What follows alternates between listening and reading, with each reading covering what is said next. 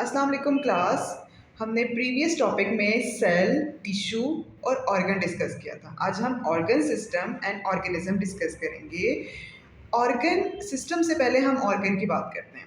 तो जो ऑर्गन है वो टिश्यू से बना, मुख्तलिफ टिश्यू ने क्या बनाया, ऑर्गन बनाया। और ऑर्गन जो मुख्तलिफ ऑर्गन हैं वो बनाएंगे ऑर्गन सिस्टम। तो यहाँ पर डेफिनेशन ये दी हुई है कि organ system is a group of the organs that work together to perform a specific function. मतलब कि सिस्टम क्या होता है, एक बहुत बड़ा सिस्टम, जैसे स्कूल का सिस्टम है, हमारी हुकूमत में और भी बहुत सारे सिस्टम हैं। तो सारे सिस्टम में हर एक एक बंदा जो है वो अपना अपना काम कर रहा होता है, लेकिन वो काम किसके लिए कर रहा होता है, सिस्टम के लिए काम कर रहा होता है। बिल्कुल ऐसे ही हमारी बॉडी के जो डिफरेंट ऑर्गन्स हैं, जो कि आपने प्रीवियस वाले टॉपिक में पढ़े कि heart, brain, kidney, liver, lung, stomach, तो ये सारे के सारे क्या थे, ऑर्गन थे।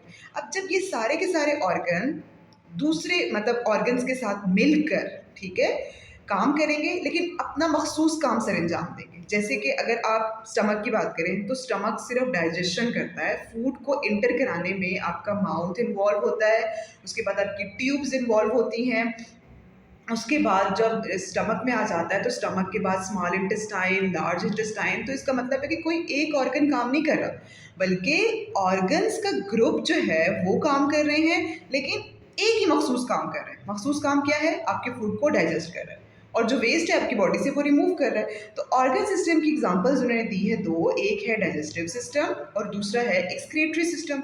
डाइजेस्टिव सिस्टम का पर्पस क्या है, आपने जो खाना खाया वो खाना क्या होगा, डाइजेस्ट होगा, छोटे छोटे पार्टिकल्स में कन्वर्ट होगा, छोटे छोटे मॉलिक्यूल्स में कन्वर्ट होगा।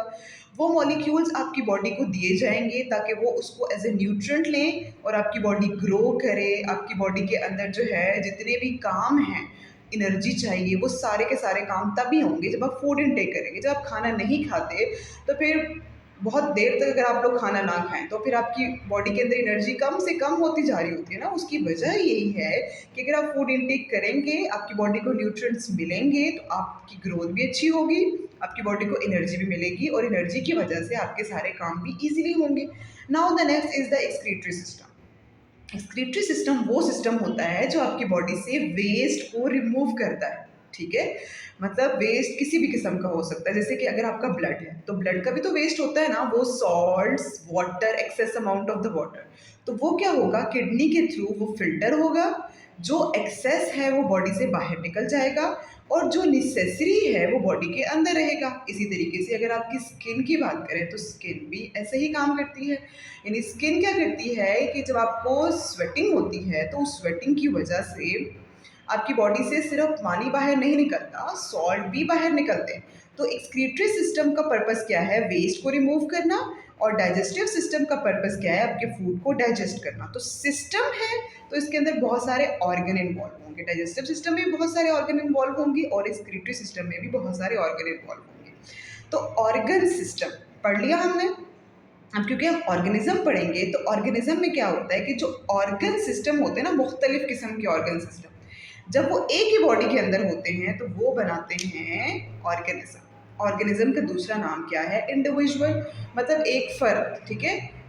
और हम ये भी कह सकते हैं जैसे ह्यूमन है तो human is an organism, a cat is the organism, the human, the rabbit is the organism, ठीक है। रोज की बात, प्लांट्स की बात करें तो इंडिविजुअल प्लांट खुद क्या है, ऑर्गेनिज्म है।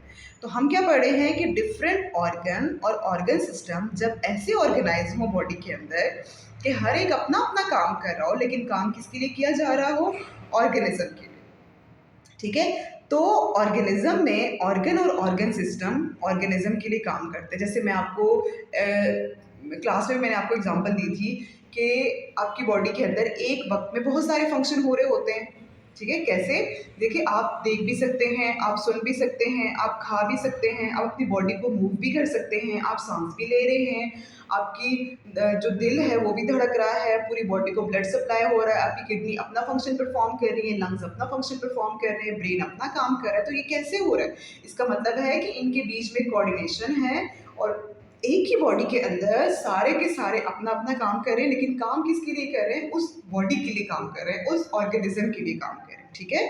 तो हमने क्या पढ़ लिया, ऑर्गन सिस्टम एंड ऑर्गेनिज्म, और उम्मीद है कि आपको समझ आई होगी। अब हम डिस्कस कर लेते हैं कि प्रीवियस लेवल ऑफ ऑर्गेनाइजेशन, ठीक है। जैसे कि सेल, तो हमने स्टार्ट लिया था सेल से और हमने सेल के बारे में यही कहा कि जो सेल होता है वो बेसिक यूनिट है लाइफ का।